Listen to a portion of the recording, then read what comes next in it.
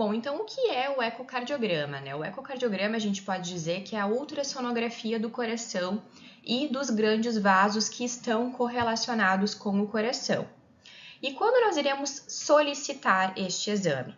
Bom, nós iremos solicitar esse exame quando a gente quiser saber informações sobre anatomia, morfologia, função e hemodinâmica. Então, se a gente está fazendo o exame físico de um paciente e a gente ausculta sopro, então o exame mais adequado para a gente avaliar a presença desse sopro, o impacto que esse sopro está tendo no sistema cardiovascular, é o ecocardiograma, o melhor exame para isso. Agora, se a gente está auscultando o paciente e eu percebo que existe uma arritmia, um ritmo cardíaco irregular durante a ausculta, o melhor exame para a gente avaliar se não tem algum distúrbio de ritmo, alguma arritmia, é o eletro. Mas, de forma complementar, os dois exames eles sempre devem ser solicitados sempre que possível. A gente sabe, né, que existe a questão do custo, que muitas vezes impede o tutor de fazer os dois exames, mas nós, como médicos veterinários, temos que ter ciência de que cada exame avalia uma coisa diferente e que um não substitui o outro. Então, o ecocardio ele é indicado para fazer o diagnóstico de cardiopatias estruturais, então tanto adquiridas quanto congênitas. Então, cardiopatias que alteram a morfologia, a estrutura do coração e, consequentemente, a sua função. Além disso, o ecocardio ele também pode ser utilizado para o manejo terapêutico, ou seja, a gente faz o diagnóstico da cardiopatia inicial, introduzimos o tratamento para o paciente e esse paciente agora ele tem que ser monitorado ao longo do tempo. Então, existem diversos parâmetros que nós podemos avaliar no ecocardio que podem nos dar respostas de que o tratamento está sendo efetivo ou não, né? Ou até mesmo mostrando alguns sinais de piora dentro do quadro do paciente. Bom, e como é que funciona esse exame, né? Então, basicamente, ele tem o mesmo fundamento de uma ultrassonografia abdominal, tá?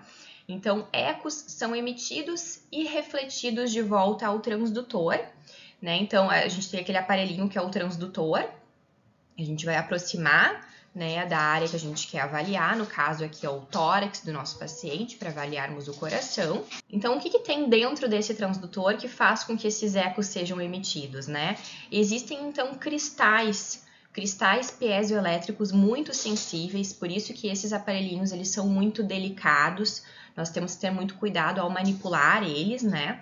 Porque pode estragar facilmente. Esses cristais são bem delicados e eles vibram e então formam os ecos. Esses cristais são cristais de quartzo, tá? Então, por isso também que são aparelhos extremamente caros. Os ecos que a gente chama, né, são ondas sonoras, né? São ondas sonoras em frequência muito acima da faixa audível para nós. Então, esses ecos eles são emitidos e são refletidos de volta ao transdutor, né? E posteriormente eles são convertidos em sinais elétricos que são amplificados e depois vão aparecer na tela do nosso aparelho como pontos de brilho variado, formando as imagens.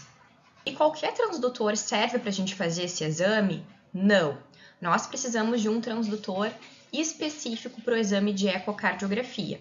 Geralmente, os transdutores que são utilizados para o exame de ultrassom abdominal são os transdutores lineares ou os transdutores microconvexos ou convexos, né? No caso do ecocardiograma, nós iremos utilizar apenas os transdutores setoriais. No entanto, é necessário que a gente tenha dois transdutores, um transdutor para porte grande e um transdutor para porte pequeno. E um transdutor difere do outro em relação à frequência. Bom, então para cães de médio a grande porte, nós iremos utilizar os transdutores de 2,5 a 3,5 MHz em média. E para animais de pequeno porte, filhotes e gatos, nós iremos utilizar os transdutores de frequência mais alta, né, de 4 a 8 MHz. Bom, e como é que eu sei, né, que o transdutor de frequência mais baixa é melhor para pacientes maiores? Vou fazer um desenho aqui na tela para a gente entender melhor isso, tá? Então, a onda que é emitida aqui do transdutor setorial de baixa frequência é uma onda de comprimento de onda alto, tá? Então, esse aqui é o comprimento de onda. Então, a frequência é baixa,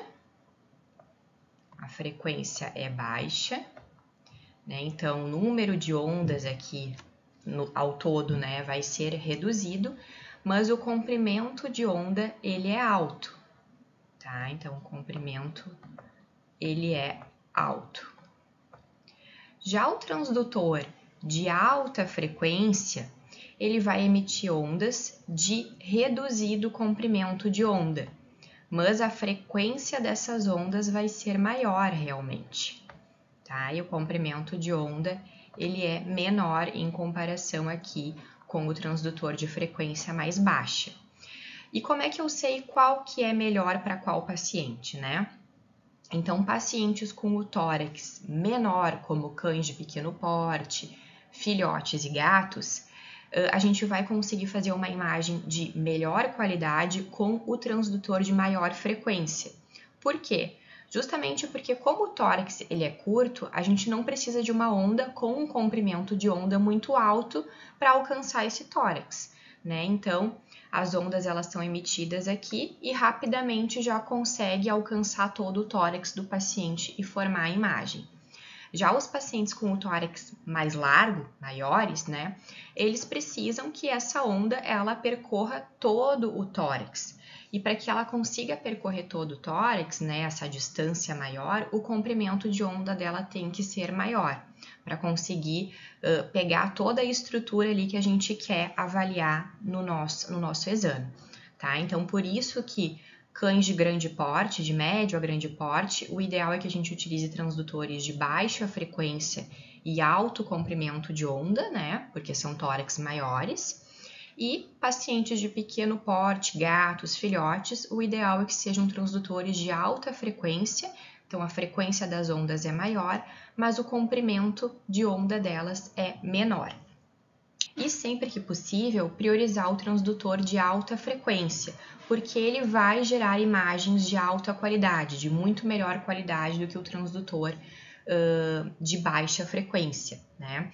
Então, por exemplo, aquela faixa de animais ali, 10 quilos, que está na transição entre um transdutor e outro, sempre tentar fazer o exame antes com o transdutor de frequência mais alta. E se não for possível essa imagem ficar ruim, é porque realmente a gente tem que trocar o transdutor para um transdutor de frequência mais baixa, em que a onda consiga pegar o tórax inteiro do paciente, né? Então, tem que avaliar isso também no momento, tá? Mas regra geral é isso. Cães de grande porte é transdutores de baixa frequência e animais de pequeno porte é transdutores de alta frequência.